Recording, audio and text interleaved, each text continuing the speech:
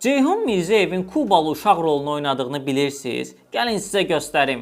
Человек не виноват, если он родился косым или горбатым. Это исправить нельзя. Но человек виноват, если он раб и хочет остаться рабом. Bu filmdə hadisələr uzaq Kubada keçir. Kuba inqilabına həsr olmuş ilk filmlərdən biri kimi sayılan və adı Qara Qağayı olan işdə baş rolu Ceyhun Mirzəyev oynayır. Ceyhun Mirzəyevin canlandırdığı obraz Manolo adlanır və o xəyalpərəst bir yeniyetmədir. Manolo yaşıdlarına yalan danışır, xəyallar qurur. Amma başına gələn faciələrdən sonra özündə güc tapıb Amerikanlara və əks inqilabçılara qarşı mübarizəyə başlayır. Bu film haqqında maraqlı məqam odur ki, burada azyaşlı Səidə Dadaşova adlı aktrisamızı da görə bilərik. Həm də xalqımızın çox yaxşı tanıdığı bir obrazı canlandıran aktyor da Sergey Yuriski də bu filmdə rol alıb. Ceyhun Mirzəyevin möhtəşəm performansını mütləq izləməlisiniz. Bəs Yuriskinin bizim digər filmimizdəki məşhur obrazını kim xatırladı?